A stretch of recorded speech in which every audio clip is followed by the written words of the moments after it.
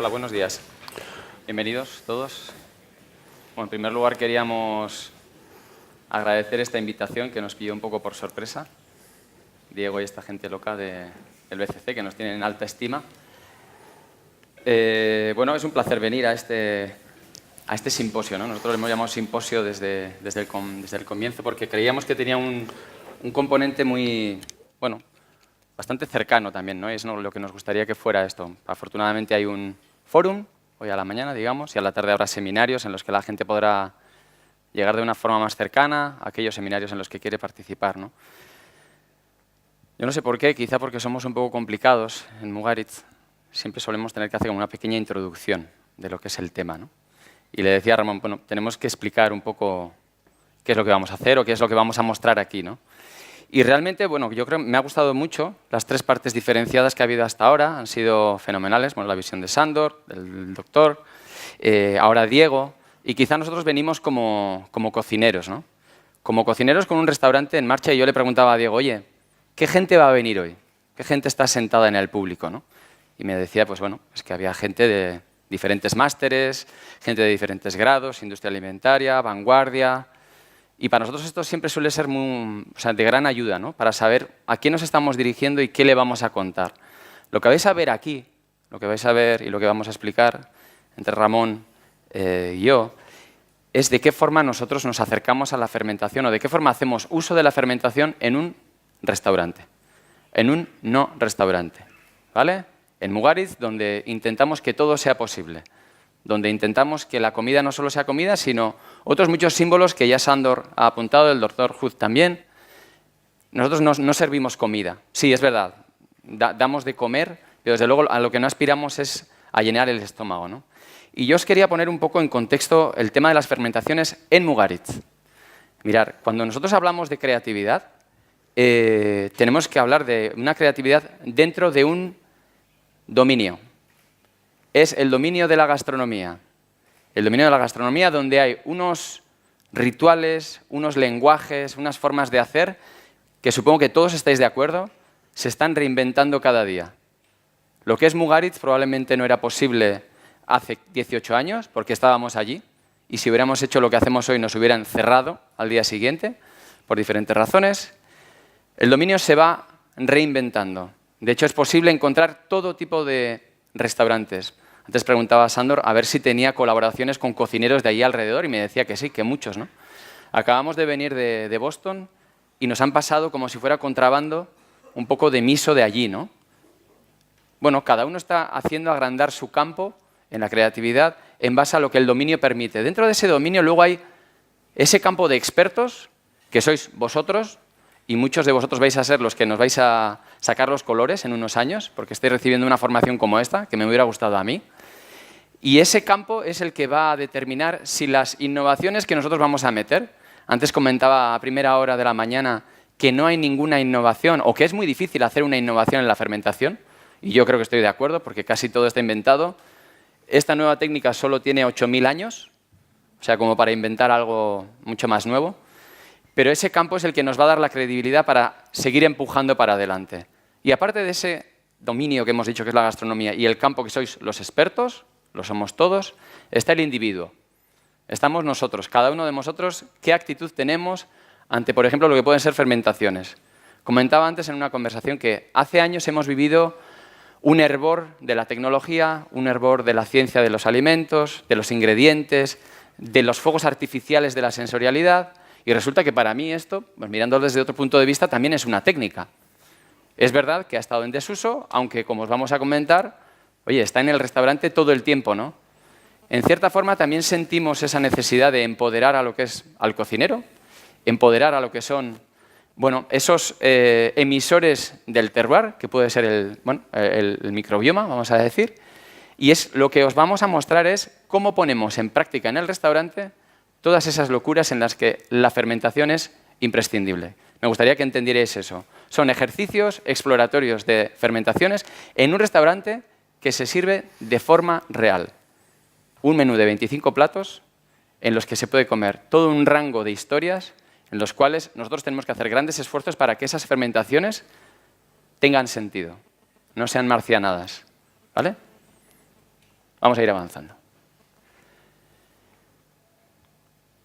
¿Por qué fermentación? Bueno, primero vamos a empezar contando un poquito la historia de cómo nosotros nos vamos acercando al mundo de la fermentación. Aquí veis esto, pues el pan y el queso, ¿no? Dos alimentos fermentados súper clásicos en los restaurantes que nosotros habíamos tenido. Estos son unas manzanas conservadas durante un año, que también han tenido un proceso de fermentación. Y realmente nos empezamos a acercar a todo este mundo a través de un amigo, que es Jacob Recondo, que produce sidra, entre otras cosas, y hace aproximadamente unos 8 años, alrededor... Esto fue una invitación. Además es muy curioso y creo que esta parte es muy importante por lo que os decía antes, ¿no? Porque creo que todo este mundo fermentación está generando como una especie de comunidad, ¿no? Hay una especie de colegueo, un poco de contrabando, de vida por aquí, de vida por allá. También tienes sensación de estar contaminando el mundo de alguna forma. Pues luego estás contaminando no solo con microorganismos, sino empoderando a esa gente que quiere, estabas preguntando tú antes, ¿no? Está empoderando a la gente con una nueva posibilidad, una nueva capacidad de relacionarse de otra forma, que trasciende lo que parece está llamado a ser la sociedad, a aislarse, ¿no? Pues bueno, yo creo que todo esto nos ayuda. El ejemplo de Jacoba es evidente. Nosotros fuimos a su casa a cenar y él, que es un buen amigo, nos llevó a un choquito de su casa y nos enseñó toda una colección de vinagres que tenía. Toda una colección de vinagres con diferentes aromas, diferentes tipos de infusión, vamos a decir, pero sobre todo con lo que nos quedamos locos fue con las madres, ¿no? O sea, ese ser amorfo que hacía posible todo eso, ¿no? Y no dejábamos de tocarlo, seguramente le estábamos tocando la moral a él, y lo tocábamos y al final conseguimos que él nos diera un trocito, ¿no? Y nos lo llevamos para casa. Nos lo llevamos a casa. Y bueno, toda la historia que él nos contó de las madres, de cómo pasaban de mano a mano, cómo él las había diversificado, etcétera, pues realmente era una historia muy, muy poderosa, ¿no? En 2008 compramos este libro, Wild Fermentation, junto con Osvaldo Oliva, y aquí es donde realmente se nos abre pues, un mundo, ¿no? Que siempre había estado allí, que nosotros no le habíamos, no habíamos puesto nuestra atención en él. Y a partir de aquí pues, arrancamos, ¿no? Con las cosas más simples, haciendo fermentaciones salvajes, fermentaciones espontáneas. Empezamos haciendo un hidromiel. Lo primero, mezclando miel, agua y exponiéndolo al ambiente. Y realmente hicimos este plato, que era un pan embebido en hidromiel con un poquito de hielo y unas flores. Y bueno, realmente intentábamos presentar pues, todo lo que era el terroir, ¿no? En un plato a través de la fermentación. Esto es otra cosa que hicimos. Estos son flores de acacia tratadas como si fuesen pues, un sauerkraut, ¿no? Mezcladas con sal, ¿no? Se produce la sinéresis y las dejamos fermentar. Y realmente conservaron un aroma, un sabor terrible y fue una de las primeras experiencias. Y era bueno, pues, conservar, ¿no? También capturar un momento del tiempo pues, a través de estas flores de acacia. Otra de las primeras cosas que hicimos, podríamos discutir si esto es una fermentación o no, empezamos a hacer garum, o por lo menos a probarlo, ¿no? Aquí tenéis un poquito todo el proceso, también aprovechando la temporada de anchoas. En este caso usamos unas hierbas. Esto es un garum que está hecho con bonito. Empezamos a guardar la sangre, las tripas, los recortes de bonito para hacer un garum de bonito, que vimos que tenía un perfil totalmente diferente del de que estaba hecho con anchoa. Y bueno, hasta que llegó un día, ¿no? Que hubo un punto de inflexión muy importante, que fue cuando a través de Asti nosotros conocimos un alimento que es el tempe, que estaba producido pues, por el Rhizopus oryzae o el Rhizopus oligosporus, ¿no? Creativamente lo que nosotros hicimos fue, lo primero, intentar hacer el tempe pero adaptado al producto que nosotros teníamos de aquí, sustituyendo la soja por las alubias de Tolosa. Y este es el tempe, ¿no? De alubias de Tolosa. Con este plato, con este tempe de alubias de Tolosa, se hizo este plato que era una alubiada vegana, ¿no? Una alubiada donde no había elemento animal, pero a través de la transformación, ¿no? Que se producía con el Rhizopus, pues podíamos potenciar el contenido proteico. Continuamos probando, ¿no? en diferentes cosas. Estos son cacahuetes, estos son avellanas y el tempe de avellanas nos llevó a hacer este plato. Esto es un trampantojo, le llamamos turrón cocido. Realmente el aspecto que tiene es de turrón, de nougat, pero cuando lo comes, las avellanas están cocidas, son blandas, tiene un punto de acidez, se sirve con un praliné salado de avellanas y fue uno de los primeros platos que nosotros sacamos hechos con tempeh. Yo creo que es importante apuntar lo que hemos comentado antes.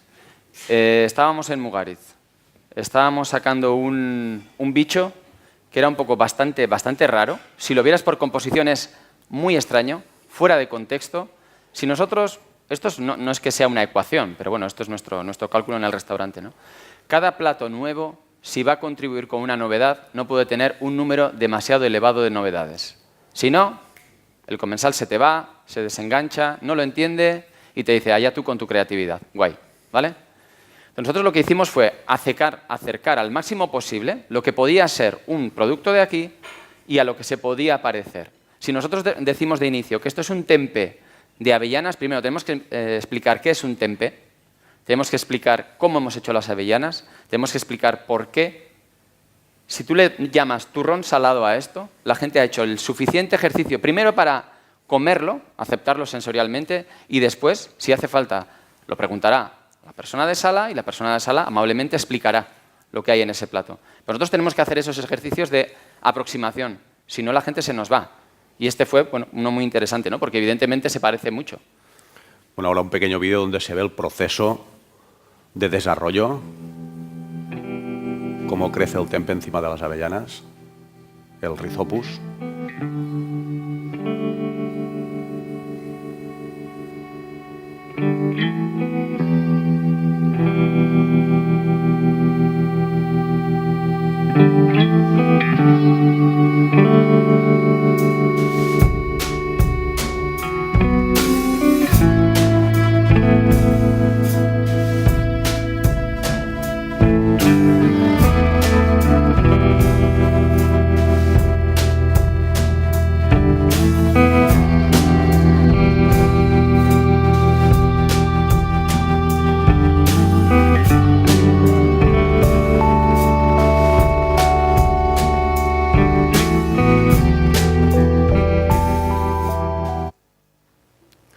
Bueno, otros platos que continuamos probando, nosotros íbamos probando, ¿no? También con diferentes ingredientes, que ya habéis visto, los cacahuetes, las avellanas, las alubias de Tolosa. Esto es un arroz que inoculamos con el Rhizopus, lo dejábamos fermentar, cambiaba, ¿no? El perfil organoléptico, se ponía dulce, se ponía alcohólico y lo servíamos pues, con un bogavante curado en sal y azúcar. Otras pruebas, unas lentejas también fermentadas con el Rhizopus. Después en el taller ya contaremos un poco más al detalle cómo se hacía esto. Y finalmente todo este trabajo, ¿no? Que se hizo con el Rhizopus cristalizó pues, en un artículo que se presentó en el Journal. Aquí hay varios artículos, entre los cuales ya ha habido gente del BCC que ha estado contribuyendo. Os hablamos solo de 3 casos, ¿no? Del uso del Rhizopus en la cocina, que ya va siendo cada vez más común, como estábamos diciendo. Otro que se hizo describiendo el terroir microbiano, ¿no? ¿Vale? Para hablar un poquito de lo que es el miso o de lo que es el microorganismo que puede hacer en cada lugar distinto que su miso o su madre sea distinta. Mirad, este es un artículo de David Chan, Daniel Barnes y Daniel Felder del año 2011. O sea, estos nos llevaban como 5 o 6 años de diferencia, sin duda. Ya en el primer número de la revista ellos publicaron este artículo. Nosotros hemos estado publicando posteriormente también otro artículo del BCC sobre la masa madre, vamos a decir, que va siendo cada vez más común encontrar. No es una cuestión de hacer alegatos de revistas o de publicaciones, pero creo que vosotros tenéis la oportunidad de no trabajar como hemos hablado muchas veces nosotros, de forma empírica, que ha sido ir a congresos y decir delante de toda la gente, como estamos haciendo aquí, ¿nos parece esto o parece que puede ser lo otro? No. Hoy en día creo que tenemos las suficientes garantías y formas para demostrar que lo que hacemos es replicable, demostrable y consecutivo y se puede mostrar. Si no, seguiremos confiando en la figura del cocinerito artesano y no podremos transmitir esas madres, ¿no? Eso es. Aquí tenemos un ejemplo de un arroz, pero este en vez de tratado con el Rhizopus está tratado con el aspergillus, ¿no? Con el koji, que sería una especie pues, de amasake, que para nosotros era un plato súper interesante porque muy simple, ¿no? Y a la vez muy complejo. Un plato que tiene esta dualidad, ¿no? Cuando te lo pones en la boca, la complejidad que tiene organoléptica, aromática es increíble. Esto es un arroz que tiene 2 días, o sea, se ha cocido, se ha inoculado con el Aspergillus, han pasado 2 días, 2-3 días, depende cómo lo hayamos hecho. Y yo recuerdo el momento de creatividad en el que estábamos y en vez de dejar obtener el saque que queríamos, se nos ocurrió probarlo. Y es el mejor arroz con leche sólido que hemos probado en nuestra vida. Y no tiene azúcar. Solo la hidrólisis de los hidratos de carbono hace que esté dulce, ¿no? Simplemente fue marcarlo un poquito y conseguir un arroz con leche marcado en mantequilla.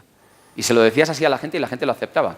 Y había un gran cambio, porque realmente ni habías añadido azúcar, había sido una transformación de fermentación y nadie echaba en falta nada, ¿no?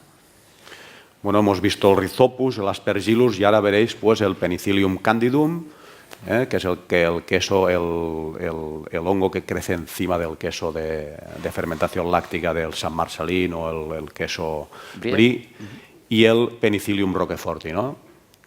Que, bueno, el hongo del queso azul. Lo común o la gran diferencia entre la fermentación, digamos, espontánea y estos organismos, estos hongos que estamos viendo es el control. Nosotros al final nos dimos cuenta que podíamos controlar lo que estábamos cultivando. Compramos el starter, el iniciador puro, y a partir de aquí nosotros, controlando una serie de parámetros, vimos que podíamos hacer crecer aquello que nosotros queríamos donde nosotros queríamos, ¿vale? Siempre pues con unas constricciones. Y de esto es de todo lo que se trata, ¿no? Todo el desarrollo que hicimos de estas coberturas biológicas. Empezamos, ¿no? Veréis que cada técnica va asociada a un concepto, ¿no? Como bien ha dicho Dani, para nosotros la técnica es una herramienta, no es un fin.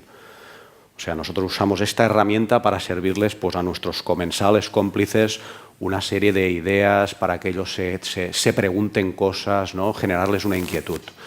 En este caso hablaremos de la piel biológica y de la idea de transformación. Esto es lo que sucedió un día que hicimos un puré de manzana y le pusimos el Rhizopus. El Rhizopus necesita oxígeno para crecer y le creció por encima este pelito, ¿no? Creció el hongo superficialmente y lo que sucedió es que crece con tanta fuerza que nosotros podemos coger la piel y sacarla. Y esto fue el inicio, ¿no? Nos dimos cuenta que esto es justamente lo que se hace en los laboratorios cuando intentan hacer un cultivo de hongos. Cogen una gelatina, un medio que se llama PDA, de patata dextrosa agar, y sobre este inoculan los microorganismos y crecen sobre esta gelatina, como si fuese una piel. Pues tomando esta idea, nosotros empezamos a probar gelatinas de leche, en este caso con el Penicillium roquefortis, haciendo una piel azul con una textura muy bonita.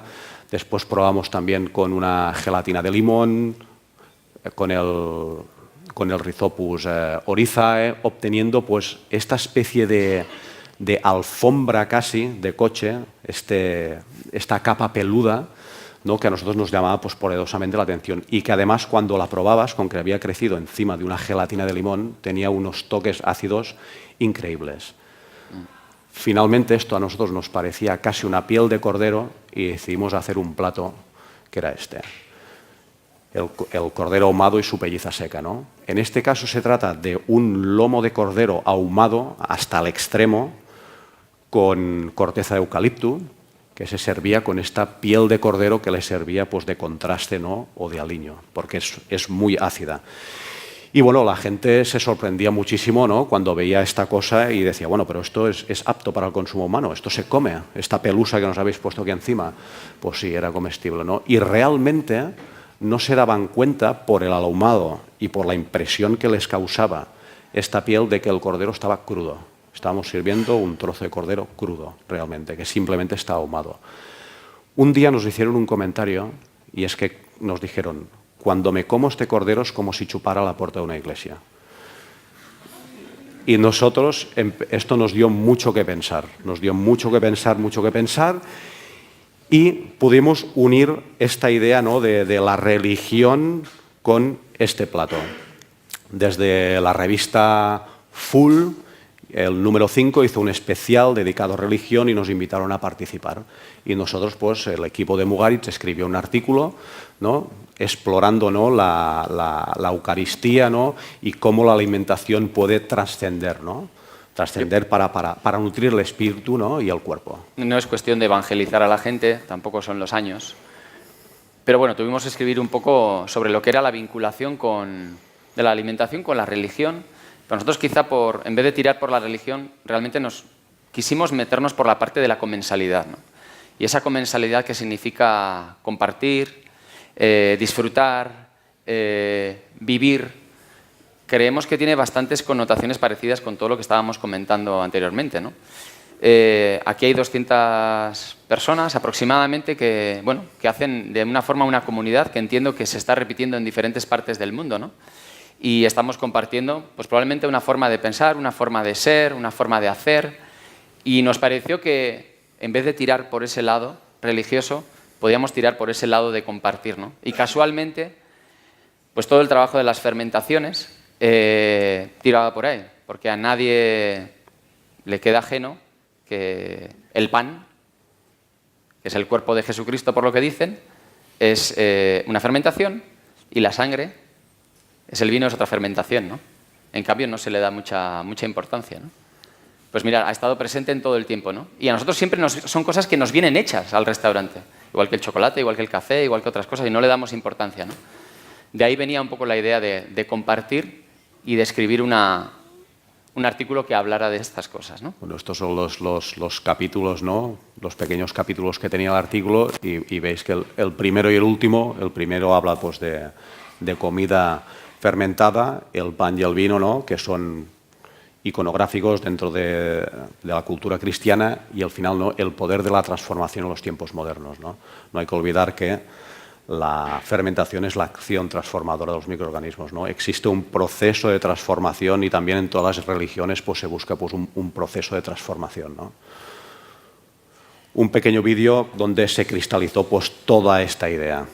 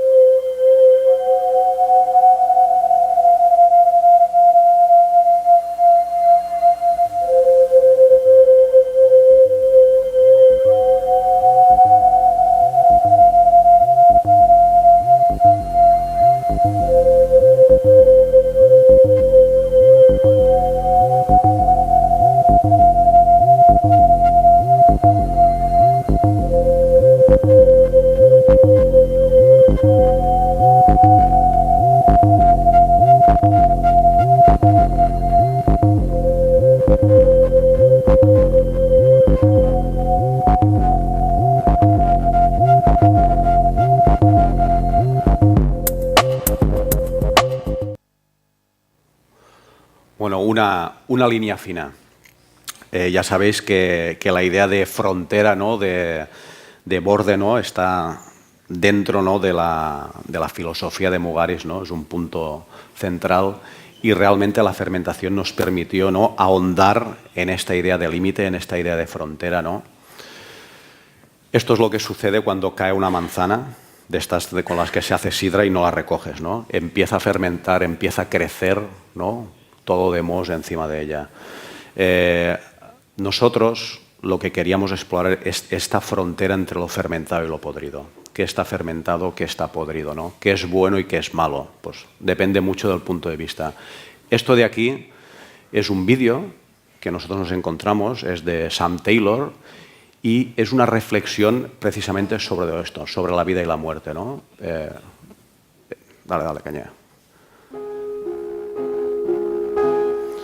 El vídeo se llama Still Life, Todavía hay vida, y aquí vemos como un bodegón de frutas, ¿no?, es atacado por los mohos y descompuesto.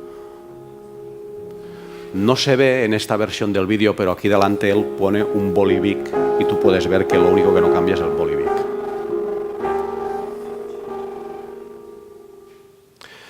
Nosotros, antes de haber visto este vídeo, habíamos hecho este otro, donde se puede ver cómo crece el Rhizopus oryzae encima de una manzana.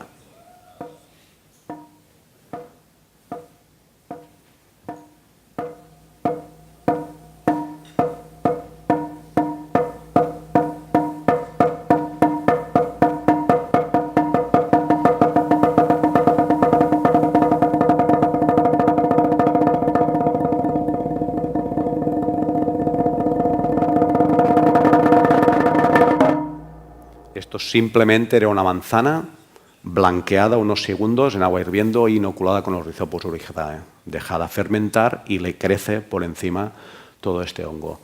Se servía con una gota de vodka a modo pues de shot, de aperitivo, ¿no? De manzana con vodka. Realmente el aspecto, ¿no? Era muy sorprendente, muy intimidante, y la textura era, para mí, absolutamente nueva. No existen estas texturas de terciopelo dentro de la cocina. Y nos permitía pues explorar esta idea de lo fermentado y lo podrido. Este es un plato que hemos estado sacando este año. Esto es una pera, primero puesta en cal y después cocida en lactosa, en la que le inoculamos el Penicillium roquefortis y crece superficialmente y tiene este aspecto, ¿no? de pera en estado de descomposición, que no es así. Le está creciendo el Penicillium roquefortis. Dentro lleva una espuma de Calvados, de licor de pera. ¿De acuerdo? Cuando la comes, pues tiene toques de Roquefort junto con la pera, etc. Y bueno, ya veis que todo, ¿no? Todo el rato estamos trabajando sobre esta idea de frontera y sobre todo sobre el control que podemos ejercer nosotros sobre aquello que estamos haciendo. Porque en un principio lo único que ha cambiado es el contexto en estos casos. El queso azul lo conocemos todos. La verdad es que normalmente no atacamos el moho azul directamente. Suele estar dentro en los orificios, ¿no? Donde prolifera. Pero cuando te dan una pera, como dice Ramón, la que tú ya has tomado las precauciones suficientes como para que eso esté sano y lo único que tengas que vencer es tu prejuicio, es cuando realmente la gente se enfrenta, bueno, a esa capacidad que tiene de probar lo nuevo, ¿no? Yo no sé si no es ninguna innovación. Entiendo que hay peras que se enmohecen, hay gente que come queso azul, pero normalmente nunca comes una pera enmohecida deliberadamente. Quizás es ese trabajo de iniciación que tenemos que hacer nosotros, ¿no? Como era el caso de esta pera, la duda, ¿no? La duda. Bueno, ¿cómo nosotros podríamos llevar la idea de duda a alguien que esté sentado en la mesa? Todos habéis visto esto. Esto es lo que le sucede al pan cuando se echa a perder, cuando lo olvidas en una bolsa. Le empieza a salir moho. Y esto fue una de las primeras pruebas también que hicimos con el Penicillium roqueforti en el restaurante. Esto se trata de un pan de Viena embebido en una leche que tenía el inóculo del Penicillium roquefortis. Se dejaba fermentar y esto es lo que sucede. Esto lo hicimos con una cocinera, con una colaboradora nuestra de Nueva Zelanda, y todo y que ella es la que había preparado esta, no se atrevía a probarlo. Hasta que no vio cómo nos lo habíamos comido nosotros 4, 5, 6 veces, ella no se atrevió a probarlo. Incluso diciéndole, es que lo has hecho tú sabes lo que hay aquí, sabes que esto es el Roquefort, sabes que esto no está malo, pero no se atrevía a probarlo. Y este finalmente es el plato que servimos en el restaurante, que se llama pan olvidado, donde nosotros lo que hacemos es, con una jeringuilla, inyectar una mezcla de leche y Penicillium roquefortis a un brioche y lo dejamos fermentar. Cuando lo cortas, dentro tiene este aspecto. Entonces lo servimos en un plato, lo presentamos en la sala y aquí es donde empieza el juego, ¿no? Donde empieza realmente la magia. Cuando el comensal, que tiene que ser en este caso un cómplice, debe confiar en nosotros, puede empezar a preguntar qué es esto, qué han hecho, está podrido, no está podrido. La mesa de queso, entre lo fermentado y lo podrido, es una acción que se hizo en el marco de Donosti 2016 en Olatutalca, donde, pues, explorando, ¿no? Ahondando más en esta línea, queríamos invitar, era un bodegón, para invitar a la gente a reflexionar sobre esta idea, ¿no? Sobre esta línea fina. Ahora veréis una serie de fotos de cómo se hizo esta mesa fermentada, ¿no? Estas son las pruebas que se hicieron primeramente en el restaurante.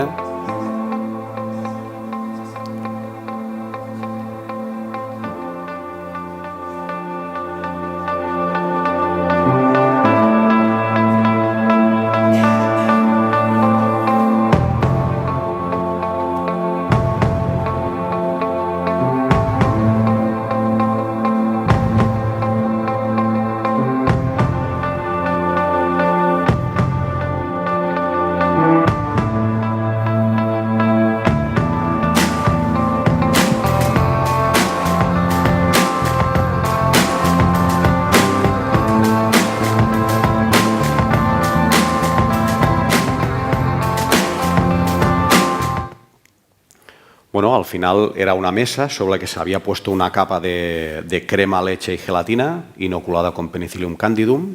Todo el mantel se fermentó y se sirvió pues un plato que estaba cubierto por una capa de Penicillium roquefortis y una botella que tenía por encima una capa de Rhizopus oryzae, muy peluda, intentando simular aquellas botellas que existen en las bodegas de La Rioja, cubiertas de moho absolutamente, ¿no? La gente finalmente terminó comiéndose la mesa, probándola, y allí al lado había pues los dos quesos, el Camembert y el Brie, ¿no? Lo que nosotros conocemos, y al lado la propia mesa lo que es nuevo. Este trabajo estaba inspirado en esta tesis de Mauricio Montalti, Continuous Bodies, ¿no? Los ciclos de composición, ¿no? Que desencadenan las relaciones simbióticas entre humanos y hongos. Es algo muy interesante. Mauricio tiene un centro de trabajo que se llama Oficina Corpusculi, y donde trabaja pues, con hongos, con microorganismos, y realmente él aquí exploraba pues, este punto de confluencia, ¿no? Estos extremos que se tocan entre la vida y la muerte, y que están habitados pues, por estos hongos, al igual que lo fermentado y lo podrido.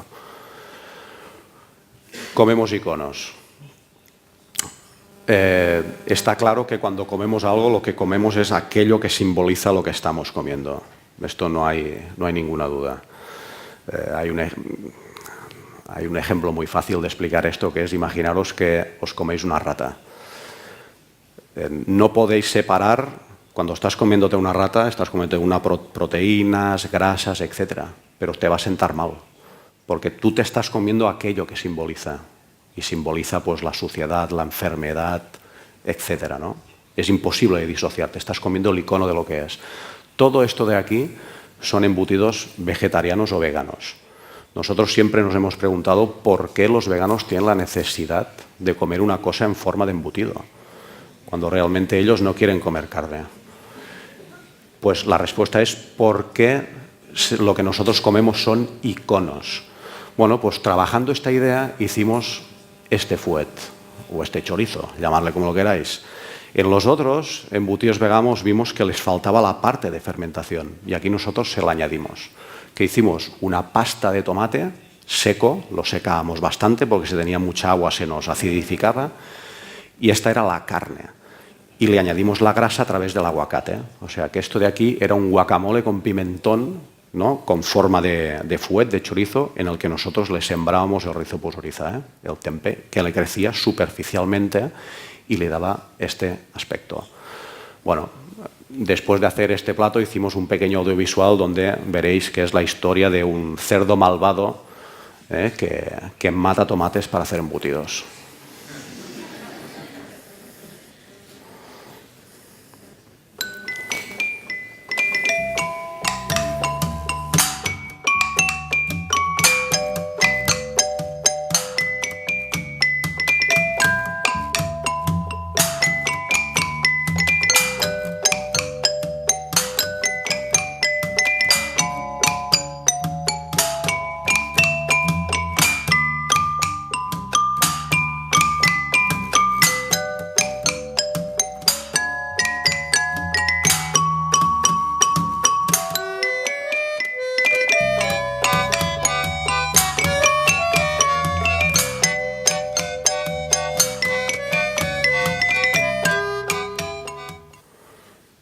Tal como decía Ramón, al final el alimento puede cambiar, el alimento puede ser diferente, la composición puede ser diferente cuando nos fijamos tanto en la composición, pero lo que tiene que transmitir tiene que ser parecido o tan fuerte, ¿no?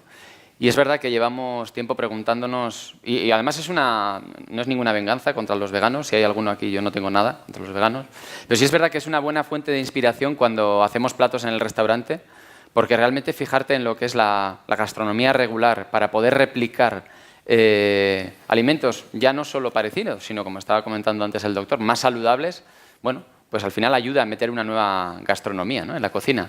Y esto, la verdad, que la gente era capaz de... Nosotros hemos hecho carpaccios vegetales, hemos hecho chorizos vegetales, hemos hecho un montón de historias de estas que al final, bueno, pues la gente tiene ese camino de entender. Este es un homenaje, por ejemplo, a un pincho de Donosti, ¿no? ¿Conoce la gente el pincho de queso azul con anchoas que se suele servir en los bares en Donosti? ¿Vale? Pues esta es la interpretación que se hizo en Mugaritz, ¿no? efectivamente. Esto es un pincho sintetizado. Aquí lo que tenemos es un mejillón ahumado relleno de una crema de queso idiazábal, ¿no? Y al lado esto es un pan embebido también nuevamente en esta leche con el Penicillium roquefortis, que lo dejamos fermentar, le sale esta capa azul, también muy desafiante, y dentro le poníamos pues una anchoa. Y cuando te lo comes en un bocado te estás comiendo el pincho este de Roquefort con anchoas, pero todo en uno, donde no hay queso, pero sí que está el sabor de queso. Y bueno, nosotros en la voluntad de ver qué sucedía quisimos grabar un timelapse de cómo crecía el hongo, ¿no? El Penicillium roquefortis encima del pan. Pero una vez lo tuvimos resuelto esto, dijimos, hostia, pues vamos a contar una historia, ¿no? Y al final, pues, es la historia de un mejillón marciano que viaja en un queso idiazábal y que persigue una anchoa. Pero, un segundo, ¿eh? No sé si se ha parado. ¿Se ha parado? Ahí va.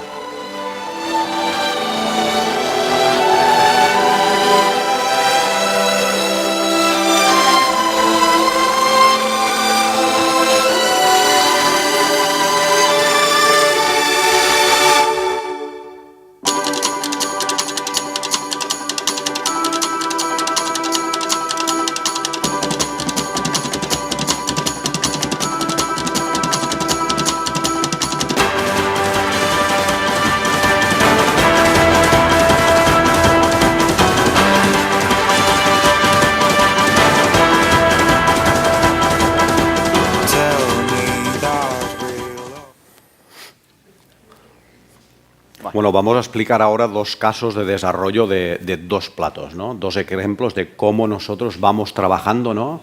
Con qué nos vamos encontrando y las decisiones que vamos tomando, ¿no? Para hacer un plato. Vamos a empezar con la kombucha. 2014 nosotros obtenemos la primera kombucha, nos llega desde Alemania.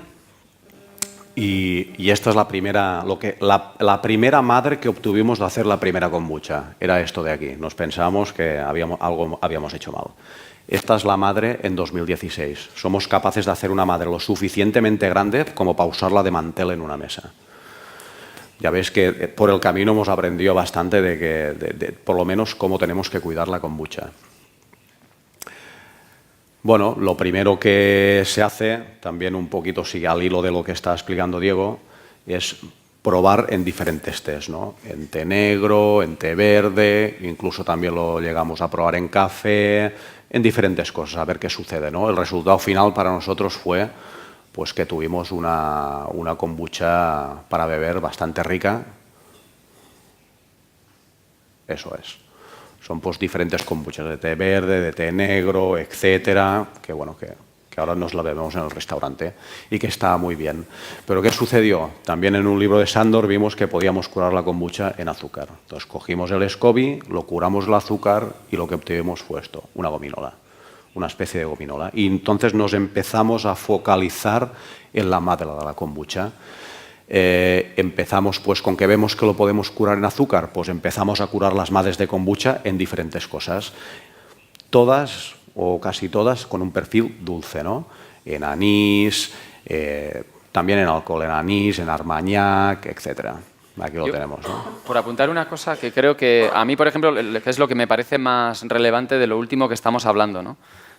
Básicamente antes nos habíamos centrado en lo que era el contenido líquido o el líquido sobre el que fermenta, vamos a decir, bueno, el proceso, ¿no? En este caso yo creo que lo que es salvaje para nosotros, o para mí personalmente, es cómo usas el propio hongo o el propio resultado. En este caso es casi el SCOBY es una celulosa, que al final secretan las bacterias y las levaduras ahí mientras están haciendo, y tú estás utilizando como un ingrediente, ¿no? En el caso anterior eran los micelios, de lo que eran los hongos del penicillium, y te los estás comiendo, ¿no? En cierta forma lo que te estás comiendo es la propia madre, ¿no? Pero en el caso de la kombucha, además, una cosa que nos hemos dado cuenta mucho, bueno, en cualquier restaurante en el que trabajamos, si al menos la gente atiende a lo que dice, bueno, si los cocineros atendemos a lo que dice la gente, una cosa con la que suelen sufrir mucho la gente en Mugarit es con las texturas. Nunca diría la gente, ¿no?, que la textura es algo más allá de lo que es el sabor, que estaba comentando antes el profesor. Y la kombucha, por ejemplo, es una textura atípica, ¿no? Cuando a nosotros nos da deseos de comerla porque es un poco slimy, es un poco como resbaladiza, gelatinosa.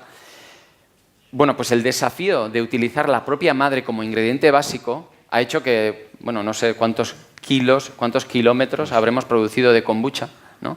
Pero a día de hoy, para mí el gran milagro es cómo se utiliza la madre de la kombucha como un ingrediente natural en platos que salen a cientos en el restaurante, ¿no?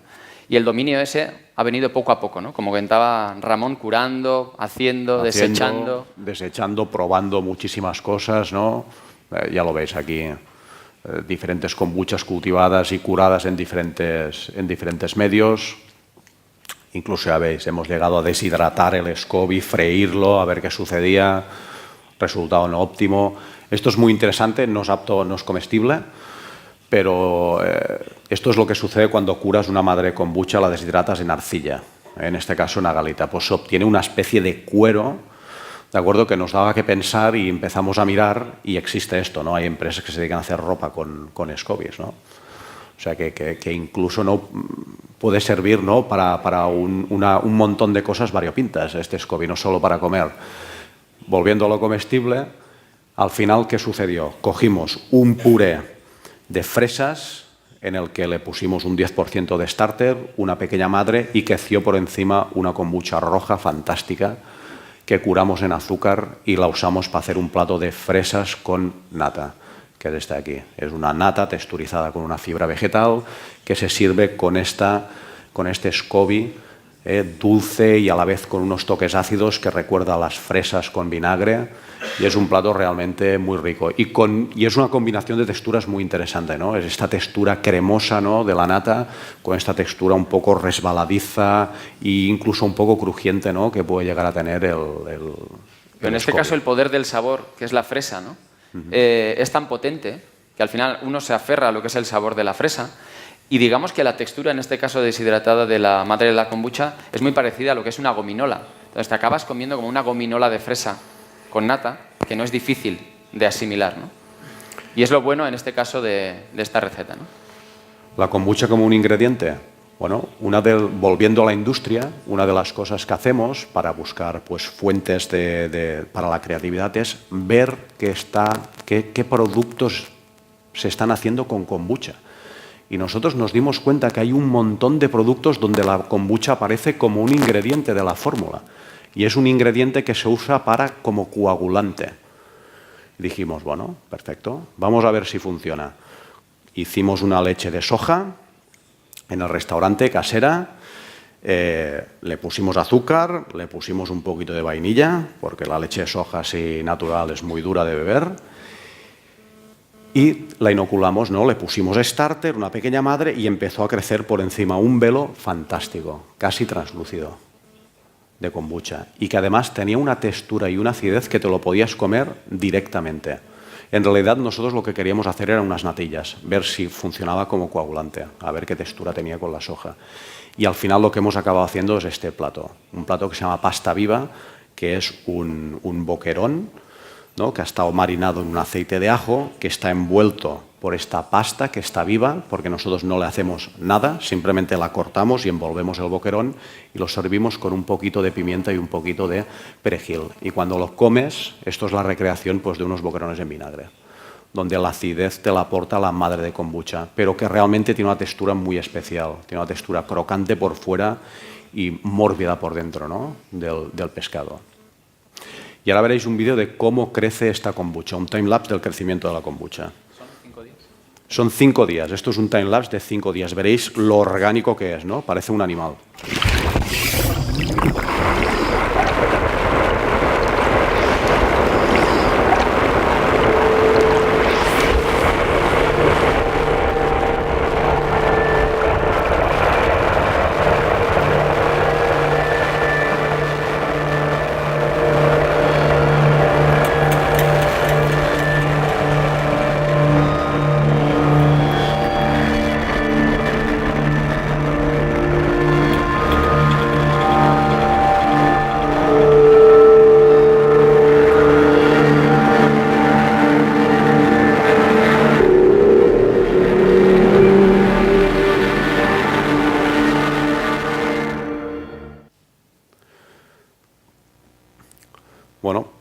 dejamos la kombucha y pasamos a otro caso, que es el desarrollo de un plato que le llamamos ideas amargas de terciopelo, y que este está basado también en la técnica de los PDA, de crecer el hongo encima de una gelatina.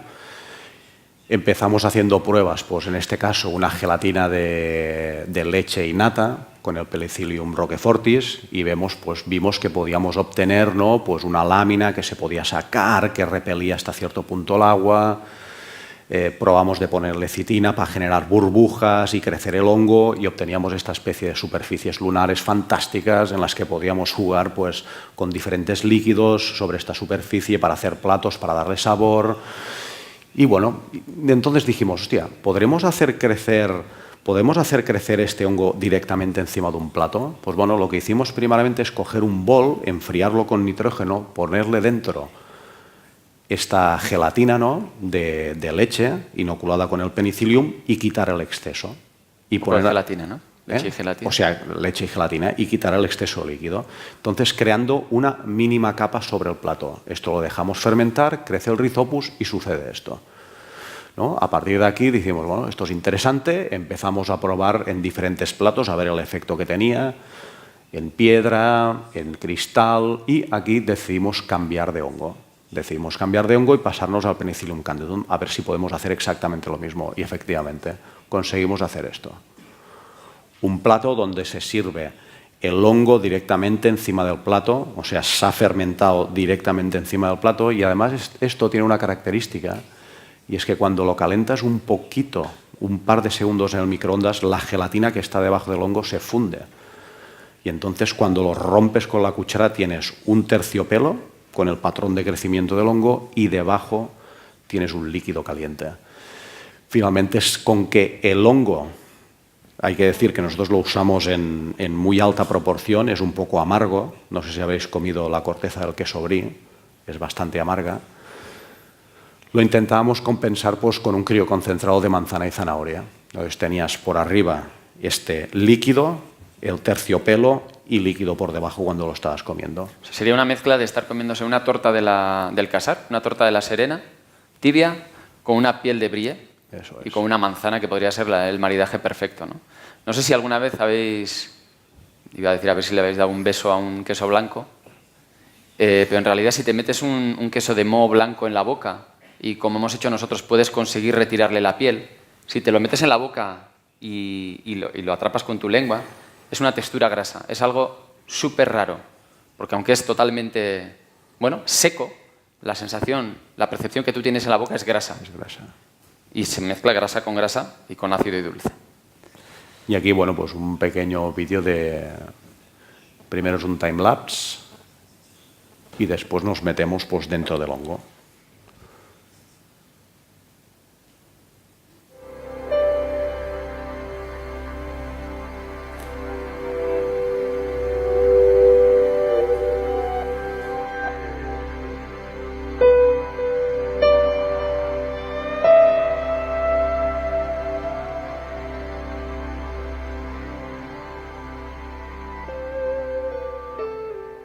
Ya veis que todos estos hongos son de una belleza extraordinaria. Microgranjeros. Este año visitamos en Jerez una bodega de González Vías, y allí nos encontramos con esto, ¿no? La verdad es que lo conocíamos, pero no lo habíamos visto nunca. Esto de aquí es el Velon Flor, que aquí se ha hecho una pregunta hoy sobre esto.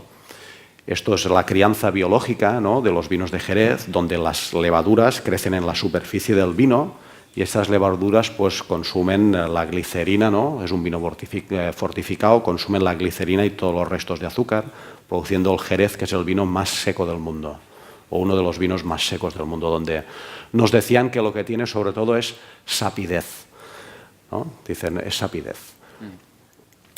Allí nos encontramos con este concepto de microgranjeros. Los señores bodegueros de Jerez nos dijeron que ellos realmente a lo que se dedican es a cuidar a las levaduras, ¿no? A cuidar de las levaduras, que las levaduras estén sanas y que las levaduras proliferen en sus sistemas de solera.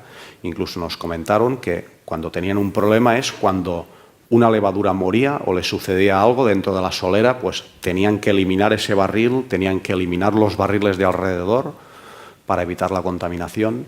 Y esto es una idea que a mí pues, me pareció súper interesante, ¿no? Porque realmente lo que nosotros estamos haciendo con todos estos hongos en el restaurante es ser microgranjeros, ¿no?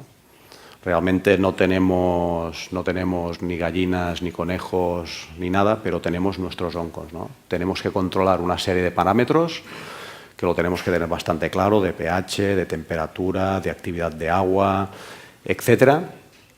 Y realmente es lo que hacemos, ¿no? La perspectiva cambia totalmente cuando, en vez de cuidar del líquido, tienes que cuidar del hongo o bueno, de la vida que existe encima, ¿no? Aquí tenemos varias personas de Mugaritz que aprovechamos para agradecerles también. Y hay uno que es principalmente el granjero, ¿no? Tenemos uno que es el granjero. Ubis, que es el granjero de nuestros microorganismos, y él tiene casi una vida devota a eso, ¿no? Pero todos los que están en I+D, de hecho, o sea, yo no sé si limpiarán la cocina, pero desde luego cuidar a los microorganismos es lo primero que hacemos, ¿no? Pero es que realmente lo que te das cuenta es que si tú lo pierdes, y además Ramón en esto, como habéis visto, es bastante singular, él dice, la persona que empieza a trabajar con este microorganismo es el que tiene que seguir, porque luego puede llegar otro con otras manos, otras costumbres, y lo que os comentaba antes, la gran victoria es que hemos conseguido hacer que esto se haga de forma regular en el restaurante. Y esto requiere de unos protocolos súper estrictos. Y quizá también es muchas veces la guerra constante con la cocina, ¿no? A ver si conseguimos que estas elaboraciones pasen de forma regular a la cocina. Pues no, son lo suficientemente caprichosas como para que necesiten de su propio granjero, ¿no? Pero en el momento en el que tú aprendes a convivir con ellos y encuentras el equilibrio con ellos, pues te dan cosas de estas, ¿no? Pero es lo que decimos, no cuidas tanto del líquido que vas a obtener, sino cuidas más de la matriz, ¿no? Y es cambiar la mirada, ¿no? Estos son un poquito los parámetros, ¿no?, que hay que controlar. Y ya, pues, para terminar, contaros un poquito qué está sucediendo ahora mismo en Mugaritz, ¿no?, en esta cuestión de los velos biológicos. Está sucediendo esto. Esto de aquí es la levadura del Saccharomyces cerevisiensis, las levaduras que se crían encima, ¿no?, de los vinos de Jerez, que nosotros, bueno, nos regaló Antonio Flores de las bodegas de González Vías en unos botecitos, y que estamos cultivando ahora mismo en Mugaritz. Estamos en proceso de exploración. Jamás antes habíamos trabajado con una levadura, es la primera vez. Es muy complicado, es bastante más complejo que trabajar con los mohos, es más exigente y todavía estamos en proceso de aprendizaje. Pero de momento ya hemos tenido pues, todos estos resultados increíbles. Y continuaremos explorando. Tengo que decir que las levaduras estas son bastante más caprichosas, tienen un punto de inflexión increíblemente corto entre están buenas y se han echado a perder. Y nada, hasta aquí hemos llegado. Muchas gracias.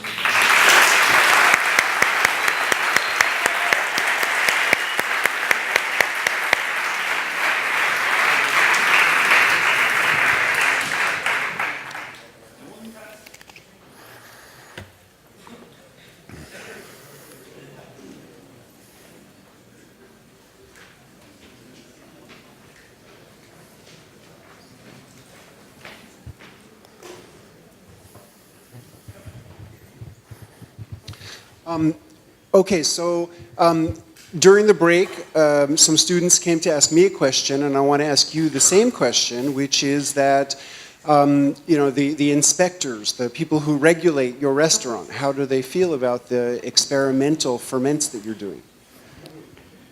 Pues dependiendo del ritmo en el que esto se propague y empiece a ser peligroso, ya no seguramente solo sanitariamente, sino por otros aspectos que tiene, pues empezaremos a recibir visitas de este tipo, ¿no? Es verdad que nosotros en el restaurante, aparte de nosotros, como hemos comentado, que somos los primeros que nos lo echamos todo a la boca, tenemos contratado a un laboratorio y un laboratorio sanitario. Bueno, quizá algunos no sepan, Mugaritz suele tener un periodo de creatividad, 4 meses cerrado, en el cual se desarrollan muchos de los platos y los cuales antes de salir al comedor suelen sufrir una inspección bastante estricta, ¿no? Afortunadamente yo diría que al menos en Mugaritz intentamos ir por delante de lo que está requiriendo las instituciones sanitarias, vamos a decir. De momento no hemos tenido ningún caso que se haya quejado, vamos a decir, por alergia, porque también hay un sistema de recepción de reservas que trata de hablar con la gente a ver si tiene algún tipo de intolerancia. Hablamos solo de intolerancias de salud, ¿eh? No hablamos de prejuicios ni de lo que le gusta a uno. Pero de momento nosotros no hemos recibido ninguna inspección sanitaria en este sentido. Vayamos a ver. Sí. Nosotros nos tomamos todos los cuidados para que no haya ningún episodio de contaminación. De hecho, es bastante fácil de ver, ¿no? No sé si creo que en alguna foto se veía alguna colonia de Penicillium que estaba como intoxicada con otra, ¿no? Nosotros vemos como, de hecho, ha habido muchos fallos, ¿no?, en los que tienes que sacar batch enteros porque has visto que ha habido una contaminación, ¿no? De momento nos regimos por nuestra rigurosidad y por lo que nos debemos nosotros. Yo creo que al final tiene que ver pues, con el conocimiento de lo que estás haciendo y con la lógica. Si tú esperas tener una superficie con un hongo azul y completamente azul y de repente te sale algo que es de otro color o tiene otra forma, otra textura, pues ya sabes que tienes un problema. Además, todos estos hongos se pueden comprar por internet y te llegan con una ficha técnica. O sea que hasta cierto punto no sabes que estás usando algo sin problema. Pero es probable que llegue esa inspección, ¿eh? Es probable con que tiempo, llegue. seguramente. Seguramente. Sí. Pero nunca han dado ningún problema microbiológico estos platos. También estaba comentando Diego antes que, y así es, ¿no? Muchas de las verduras que compramos ya están bien cargadas de bacterias, o lo que puede ser los pescados con metales pesados o lo que sea, ¿no? Bueno, depende hasta dónde entramos a analizarlo, ¿no? Eso. Es más, ya habéis visto que nosotros jugamos con este miedo a las cosas que se han echado a perder dentro del propio restaurante, ¿no?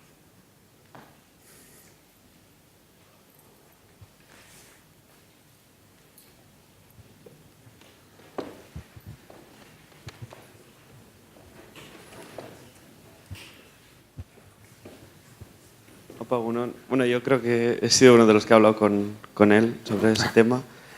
Y un poco me refería también a la influencia que puede causar Mugarich en las autoridades competentes en crear legislaciones respecto a fermentaciones o a usos de mohos o levaduras en productos alimentarios. O sea, yo entiendo que Mugarich, siendo el restaurante que es, tiene controles muy exhaustivos, contrata a ASTI, contrata a laboratorios externos, pero ya si nos vamos más a restaurantes más de calle, como podría ser igual Mesón Pepín, el que un cocinero o el encargado de ese restaurante que no tiene los conocimientos que tenéis vosotros, se ponga a hacer fermentaciones, se ponga a jugar con cosas de estas porque sea la tendencia. O sea, ¿no creéis que pueda ser peligroso o debería estar más regulado o se debería hablar con las autoridades para que sí que formen o sí que hablen sobre ese tema para que a la hora de que se ponga de moda esté un poco controlado ya? Pues probablemente sea un nuevo capítulo que haya que meter dentro de la licencia de manipulador de alimentos, ¿no? Hasta ahora quizá no estaba metido de esa forma. Nos fijamos mucho en el Clostridium botulinum, que ha hecho bastante daño a todo esto, ¿no? Sí. Porque confundimos virus, bacterias, de todo. También tenemos la salmonela, no podemos utilizar huevos frescos, también van desapareciendo quesos que ahora mismo sanitariamente no son posibles. Creo que todo esto es lo de siempre, ¿no? Es un poco una lucha entre la conservación y el riesgo y entre la total seguridad, que según he leído mucho también, muchas veces juega de una forma adversa contra todo esto, ¿no? Creo que es alimentar más la confianza y la responsabilidad que el castigo y la prohibición, ¿no? Estoy de acuerdo, ¿eh? Pero en ese debate es muy difícil entrar. Seguramente, pues yo no sé, ojalá, ¿no?, en el Basque Culinary Center la gente pueda estar recibiendo formación en torno a todo esto y todos los que estén cocinando, porque no vamos a entrar, ¿eh?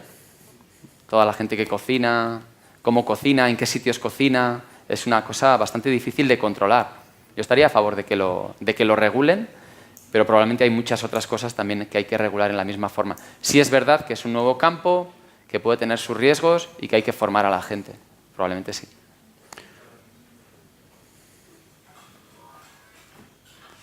¿Más preguntas?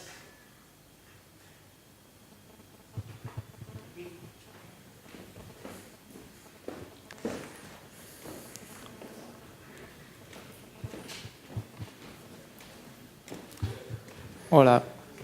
Bueno, cuando habéis estado hablando sobre el tema de la kombucha, me parece súper interesante esto que habláis de la pasta viva, ¿no? Estabais hablando de la kombucha, bueno, como hemos trabajado unas veces, como el tema de readaptar esa kombucha, y cuando habéis hablado de la pasta viva, habéis hablado como como un paso más, ¿no? ¿Puedes explicar eso un poco mejor de por qué surge esta piel? ¿Es una readaptación como de la kombucha a la leche de soja o el hecho de que actúe como coagulante genera por encima? ¿Puedes explicar un poco mejor esto? Sí, mira, realmente nosotros lo que queríamos ver era cómo la kombucha se convertía en un coagulante, en este caso una leche de soja.